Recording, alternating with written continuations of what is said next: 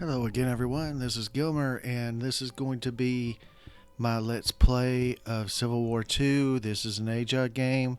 I'm going to have the music on.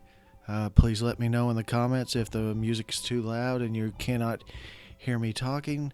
And I've noticed that now that I have a new microphone, my voice is actually very loud. So if my voice is too loud, turn the volume down. Yeah, but no, if you mention it in the credits, I'll try to maybe talk a little lower or take the microphone a little further away from me. I can always sit it down on the table, and that way it would be about looks like about a foot from my mouth. And so this is the credit screen. This is if you mouse over the AJOD name, it lists everybody that was involved in the project, all the volunteers, and actually, I should be on here because I was actually one of the beta testers, so I would think I would be in here somewhere, but you never know, maybe not. I don't see my name. I go by H. Gilmer on the forums, and I don't see my name, but it doesn't hurt my feelings. That might not be for the beta testers. Might not be mentioned. These might be volunteers for some other. No, wait a minute. Beta team volunteers listed alphabetically. I wonder why I'm not on there. I should point that out to them because I was in the beta. But anyway, I'm not too worried about that. This is the first time I've actually ever looked at the credits and noticed that. So anyway, after talking a little bit through comments with Tom Fleming, and he had mentioned that he would like for me to try Civil War II. And I really would like to play Civil War II again because I've played it a couple of times, and I played one game all the way through and actually won it. It was very close, a very close win. I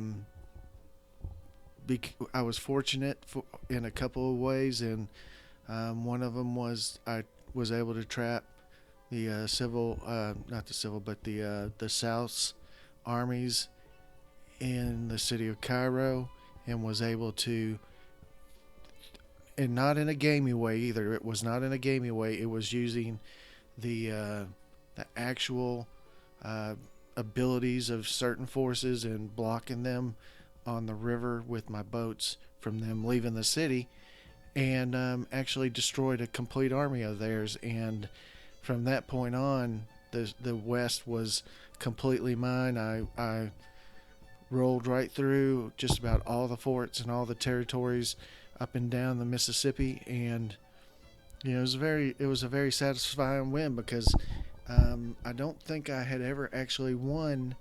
I might have won a game of Civil War One. I can't remember, but anyway, let's. You know what? I have the music up on. Let's put it to a long delay because I like the music playing, but I don't want it playing continuously. So, here are the scenarios of Civil War II. And I like playing the full campaign, obviously, and I like playing it from April. I think that's the Coming Fury. That's July. I like playing it from April, and I always play the United States of America. It's just one of the things that I do.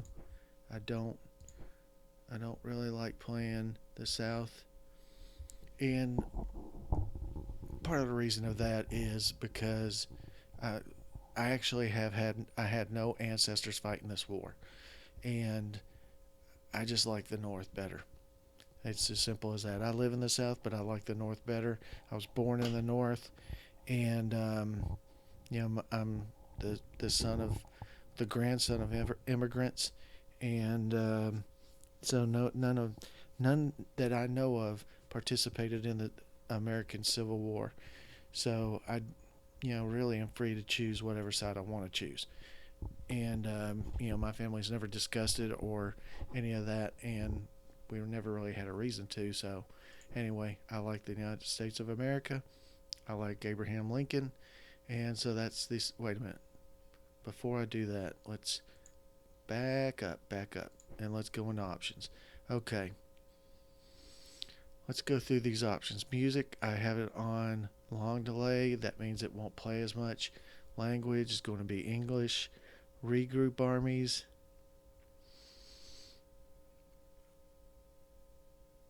Yeah, let's do it. And I usually have that off, but I'm going to put it on. Battle animation. Let's put that for medium so that you get a little bit of flavor of the game. Turn compression.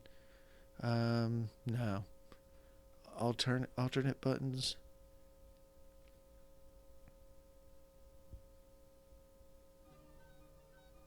I don't. I'm just gonna leave that off. I don't care. Sounds I'm gonna leave on. Pause after battle. Yes. Um. Yes. We'll look at the battle report after every battle. Tooltip delay. I'm gonna have it on none, just because as soon as you put it on there, the tooltip will pop up. Focus on move. Yes. Let's focus on move. Save replay. This is more for PBM games, so I'm not going to do it. Game. Use fog of war. Yes. I don't want to see what the enemy's doing, and I don't want the enemy to see what I'm doing. Delayed commitment. Small delay. Units will not engage the enemy as soon as they meet them. A delay can occur, ranging from 1 hour to several days, depending on the commander's strategic rating and depending on whether friendly units are already engaged in battle.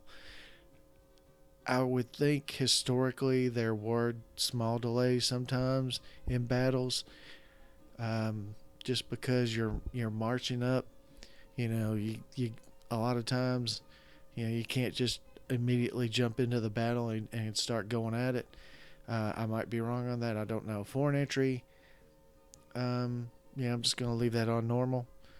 Historical attrition. The option level is standard. This means that non-moving troops won't lose men from desertion and sickness. For the player only. This means that the non-moving player troops will lose men every turn. The severity of this loss will vary on. Okay. The option level is historical for both player and AI. Automated replacements. I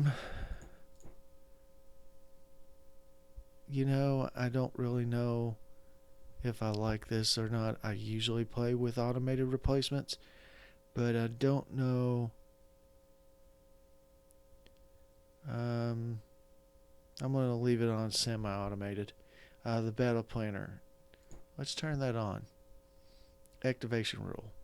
If selected land forces will have a large movement and combat penalty if the stat commander is not activated. Yes, I'm going to do that. Randomize generals? No, I'm not going to randomize their generals. I want Ulysses S. Grant to be the best general on the Union side. I don't want it to be some, generic General Smith or something that has the best stats. I just don't like that. Naval boxes handling. Shipping and blockade boxes are handled with a rule which reduces micromanaging. Ships in these boxes don't use supply and don't lose cohesion, but will only provide 50% of their blockade income and patrol rating.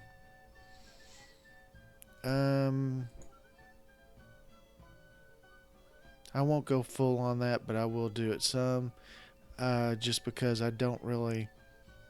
I mean, it is an important part of the game, but I don't really like micromanaging the naval forces, simply because the South usually has no naval forces to speak of, and so it just doesn't. It's almost like micromanaging something that you've got such a big advantage in that you don't want to it's almost to the point where you're just going through the motions, I think. Extended pool, no. I am not going to have more units than historically were available. Easy supply, I want to turn off. Traffic penalty, easy supply is just if your troops are in a region with an unbesieged friendly structure, they will always be in supply. I'm going to turn that off because it's just not very historical and it really makes the game almost too easy, I think.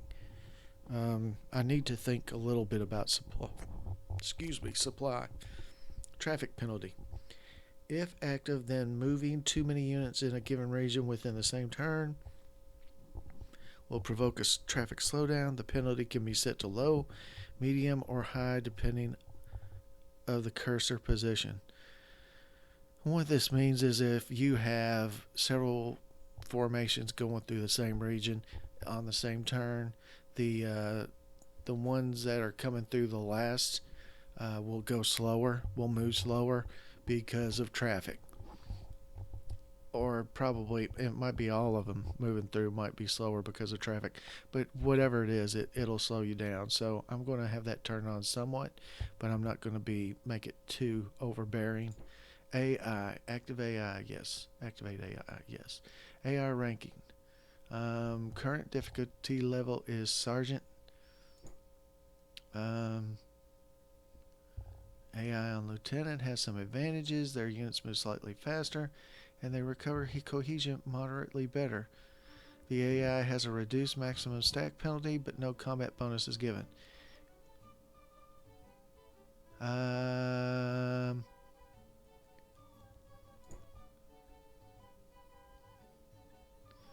AI on Sergeant can be challenging, although players with some experience of the game should be able to win over them without too much difficulty. I want to put it on Sergeant because I've only played this game through one time.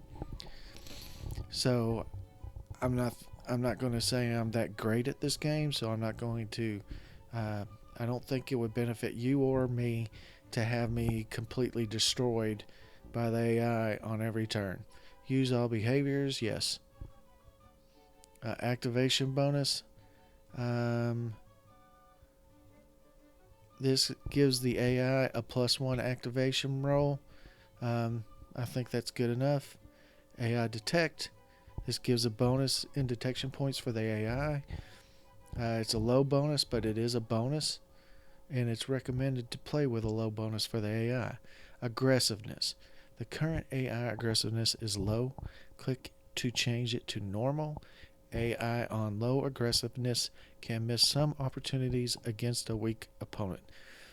So let's make that normal and give the AI more time.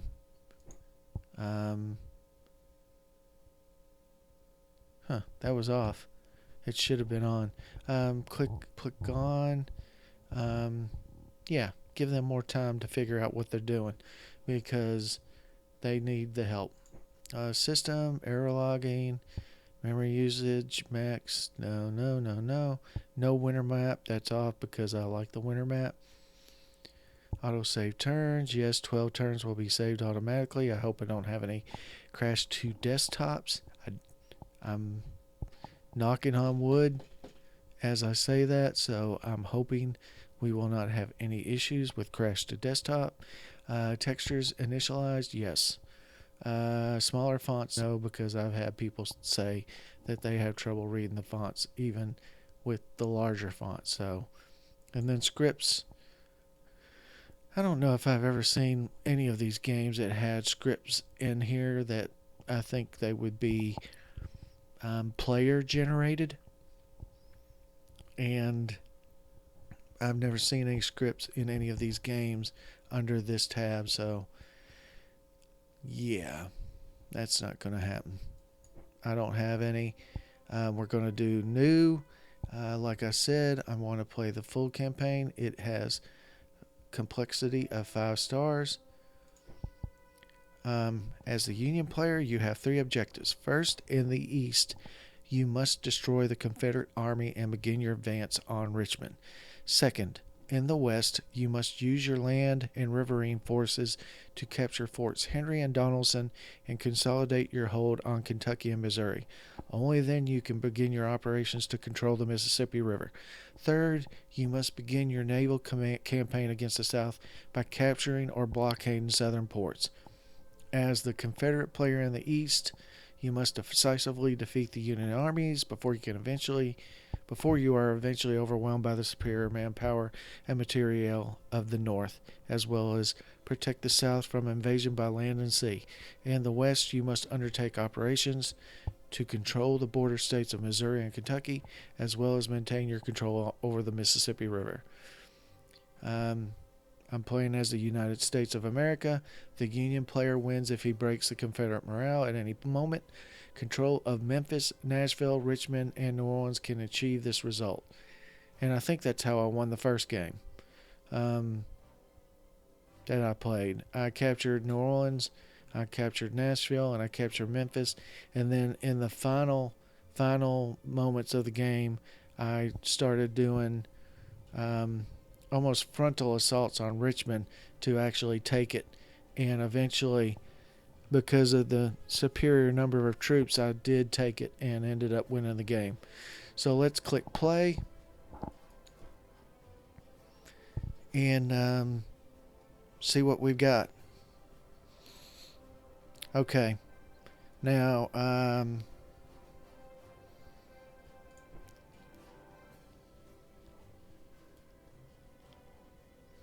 the first thing I'd like to point out is some of you might not have as much knowledge about the American Civil War as others, so I'm just going to give a brief synopsis of the American Civil War. It went from 1861 to 1865, and the reason it was fought are many and varied, depending on who you ask. Most people believe it was fought over slavery. The South wanted to keep slavery, and the North wanted to abolish slavery.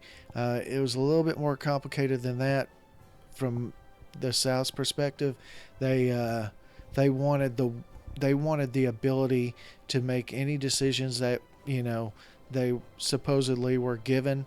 I'm not going to say they were or were not, but when the United States was first formed, the states were supposedly giving all rights that weren't included in the national constitution, and so they at the time said, okay, we expect that we have these rights, and one of the rights that we should have is that we can keep slavery.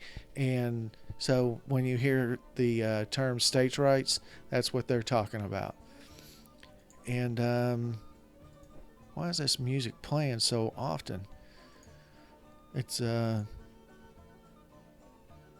getting a little annoying. So anyway, in 1860, Abraham Lincoln was elected as president of the United States, and he was a known abolitionist of slavery.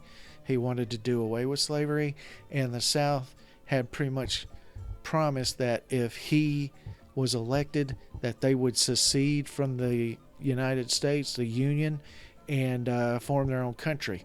And when he was elected, that's what happened. They seceded and formed their own country, and Abraham Lincoln had promised that he would not allow that to happen, that he would keep the Union together at all costs. And the war started when Fort Sumter, which is held by the United States, which was basically the Union, it's in South Carolina, which is in the South, and the South told the commander to surrender. He refused, and the South fired on the forts, and they so outclassed the forts in artillery that the fort eventually did surrender, and that started the American Civil War. So that is my brief synopsis. If that's completely confused you, that's okay, because there are plenty of Americans or plenty of United States citizens that probably are just as confused as to what happened as you are. So if you look at the map, the line, it's a very well delineated uh, war, in the sense that you have this line basically running from east to west or west to east, and the north was on the northern side. Uh, Funnily enough, if I can use funnily, I heard that used in Harry Potter, so I'm going to use that word too. Funnily enough, uh, the north was in the north and the south was in the south. So the objectives are to capture Richmond. These are my objectives, are to capture Richmond, which is here, and Washington, D.C., which is my capital, is here. And as you can see, it's very close to the southern area, so it's something that I have to make sure does not fall to the south. So anyway, Richmond, they want me to take Richmond. They want me to take Memphis, which is, where is Memphis? It's right here. Memphis. Was it Corinth? Was the other one? Crap. I don't know. I don't have no clue. Or Nashville. Let's see what. Let's see. Let's see. Now that doesn't really tell me. New Orleans, Richmond, Nashville, Atlanta, Vicksburg, Charleston. I thought it said Corinth, but it might have been Nashville, which is worth 3 points, or 3 national morale to capture. Here's Nashville. Here's Memphis. And if you can kind of move out a little bit, it's in the state. Those two are in the state of Tennessee, which is close to the border, but not very close. Not as close as you would think. And then New Orleans is way down here in the south on the mouth of the Mississippi that goes into the Gulf of Mexico. And one of my strategies will be to land troops in amphibious landing somewhere in this area and try to take New Orleans from the south. So as you can see, this is much more intricate than, say, the 30 Years' War. There are a lot more troops, and there are a lot more decisions to be made. On this first turn, there's really not too much to do. If you look at the decision mode, well, actually, there are a lot of decisions I could be doing. Roads, telegraph lines, habeas corpus.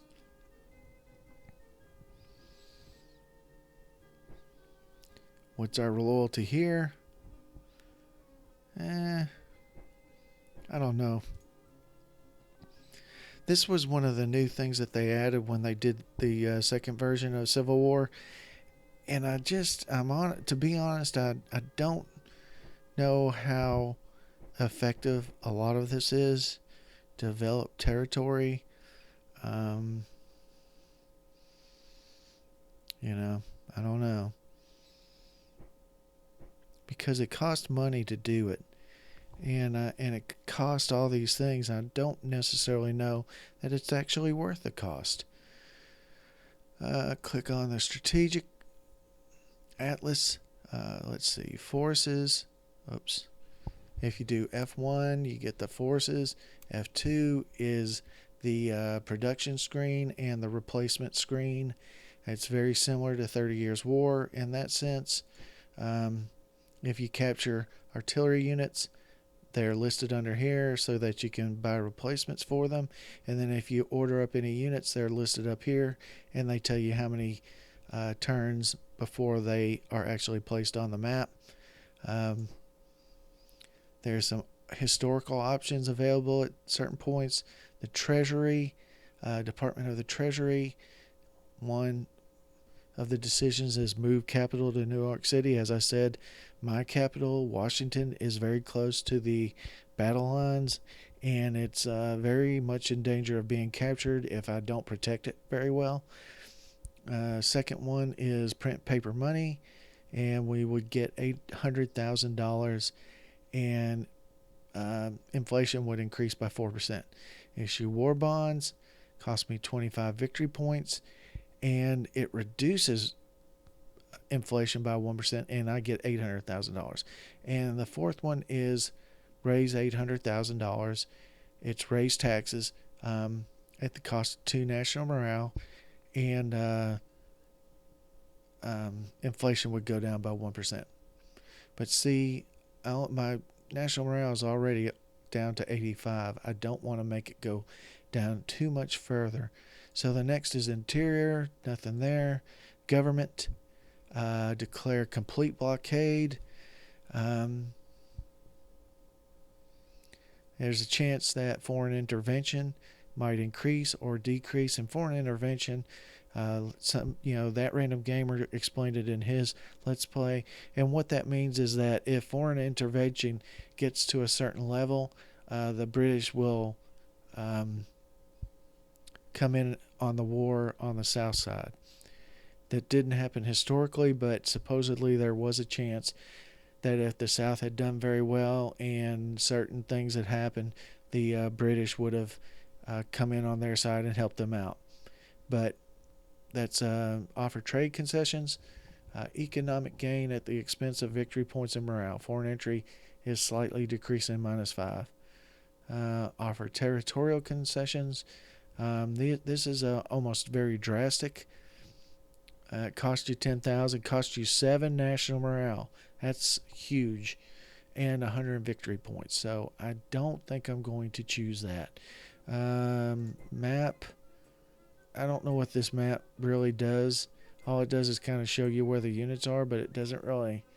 I mean, if you mouse over the little boxes, it will tell you what forces are there, but I've never really found it very useful. Regions, same thing. You can look at the regions and see, but I've never found that very useful. Objectives. This is a very useful screen. This is the victory screen, the objective screen that I've shown you many times before. Rise of Prussia, To End All Wars, 30 Years War, all had these.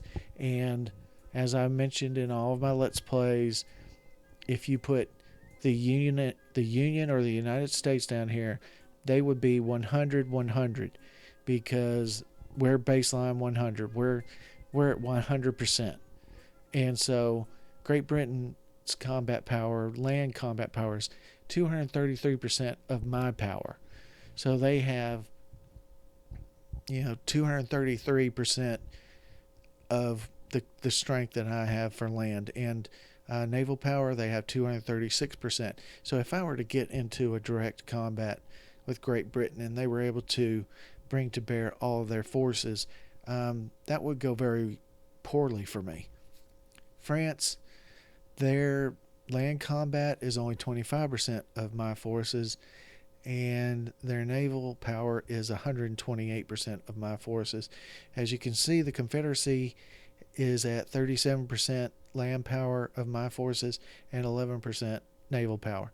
Now this is going to change very drastically over the next few turns as troops are built by the game. The game will bring into being a lot of different formations, which will mirror historically what happened. And so these numbers are going to change in the next few turns, and they will be a lot closer to me in manpower. Their naval power will never get close to me, but in manpower they'll be pretty close to me, or in land combat power they'll be pretty close to me, because at the beginning of the war technically they were pretty close in land combat power, and that had a lot more to do with the fact that their troops were better trained and their officers were better as well. And that's because in the South there was a lot more hunting. People knew how to shoot rifles a lot more. They, grew up shooting rifles. The North was already becoming industrial, and a lot of the people up there had grown up in cities and did not know how to shoot rifles or were not very experienced with shooting rifles, and so their training morale was a little lower because of that. So that's part of the problem. Um, these two cities, Norfolk and Louisville, are uncontrolled, and they are objectives, and the objective is to control them. As you can see, my capital is Washington D.C. Prince George, Maryland is the region. Our current morale is 85. Win is 200, and lose would be for it to go below 40. The Confederacy starts with 100 morale. And this war started a lot like other wars have started. I think it was a lot like To End All Wars in the sense, or the World War One in the sense that I think both sides thought this war was going to be over quick. Within several months, they were expecting to be home, and it was going to be over, and everybody's going to go back, and everything was going to turn out hunky dory, and everybody's going to be happy. And it just didn't happen that way. Exactly like in World War One, where they said, the saying was, "We'll be home before the leaves fall," and 4 or 5 years later, they're still slugging it out and dying. Millions and millions and millions have died, and they weren't home before the leaves fell, either in the first year, second year, third year, or fourth year. This is exactly what happened in this war as well.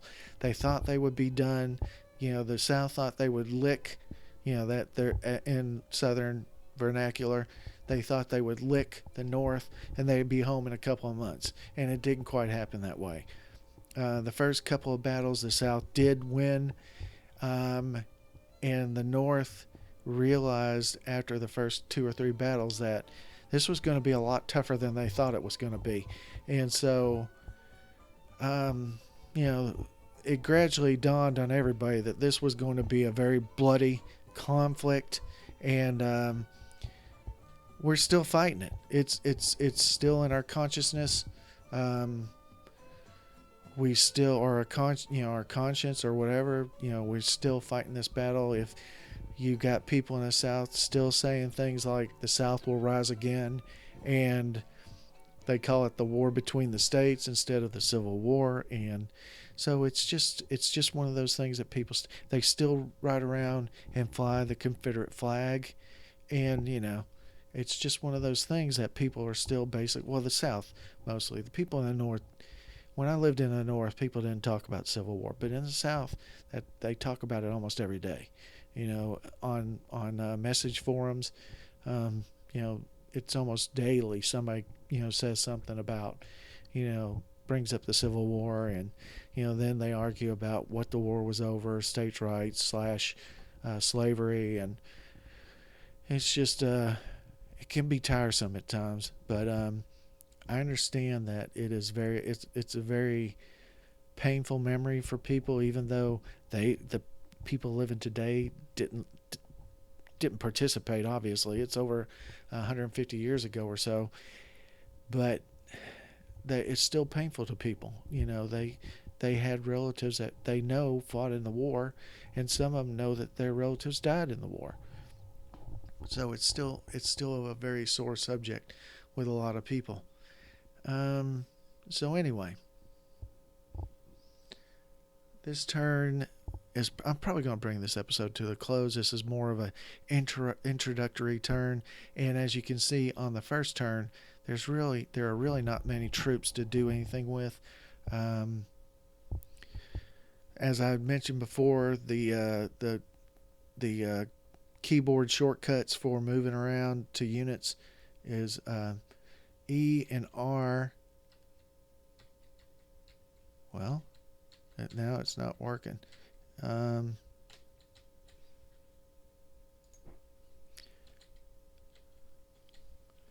It's weird. Oh, there we go.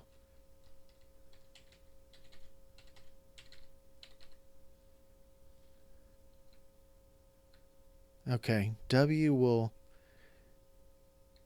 cycle through your land forces.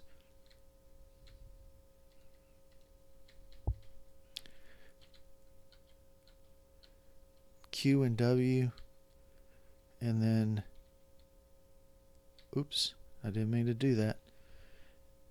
A will put him on assault, but I'll have to look into that because the keyboard shortcuts are supposed to work. Yeah. Anyway, oops, resume. I hit escape, and it went to the main screen. So, yeah, let me know in the comments what you think. If you like what you see, if the sound's too loud, if I'm talking too loud, and click like, comment, subscribe, do whatever you have to do. Tell your friends this is going on. I want to try to make it as interesting as possible and not be boring. But obviously, I could probably be as boring as the next person when I want to be. So just keep that in mind. I'm not trying to be boring, but you never know. Political options are available. We looked at that. That's this, and then F6. That's the Department of State options, and that's really the only thing. And usually, what I do is I don't do that because that just would be stupid to do that. I don't raise taxes because of the loss of morale.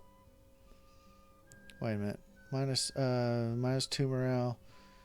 I'll print paper and I will issue war bonds, and that will be the extent of what I do on this first turn. Wait a minute. Let's see if I can build anything. I can build units. It's really not much to build, but so we'll just wait on that. We'll wait till we get some funds. And so I'm going to save it. I am going to, bring this introductory episode to a close.